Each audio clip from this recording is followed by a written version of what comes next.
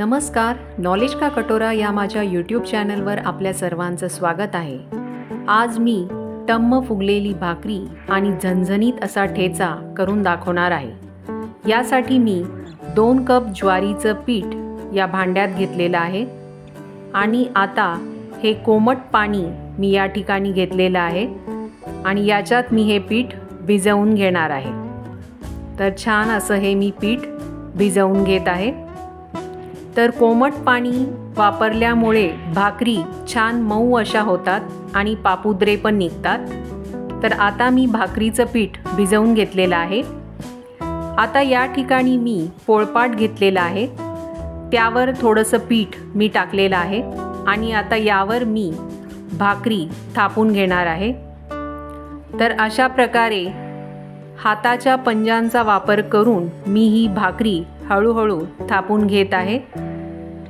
तर अशा प्रकारे ही भाकरी थापून घेतल्यानंतर साईडची जी बाजू आहे ती मी बोटांचा वापर करून थापून घेत आहे।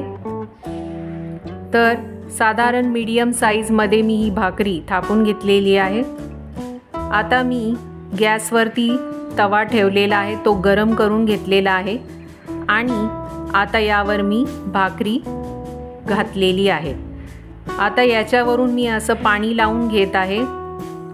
पाणी लावून घेतल्यानंतर गॅस मी मोठाच ठेवलेला आहे। दोन्ही साईडनी ही भाकरी भाजून घेणार आहे। एक बाजू छान भाजून झाल्यावर दुसऱ्या साईडने पण मी तशीच भाजून घेणार आहे। दोन्ही साईडने भाजून झाल्यानंतर मी आता हा तवा काढून ठेवलेला आहे आणि आता या ठिकाणी गॅसवरच मी ही भाकरी भाजून घेत आहे। कशी छान फुगलेली आहे। या ठिकाणी चिमट्याचा पण वापर करू शकता।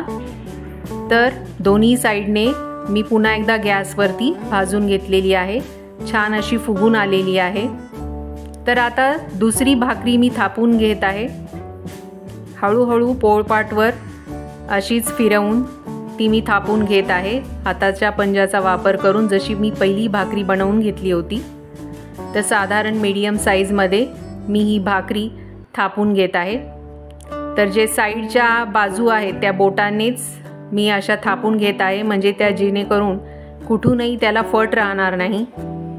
आता ही तव्यावर मी टाकलेली आहे, वरून पाणी लावत आहे आणि गॅस मी मोठाच ठेवलेला आहे।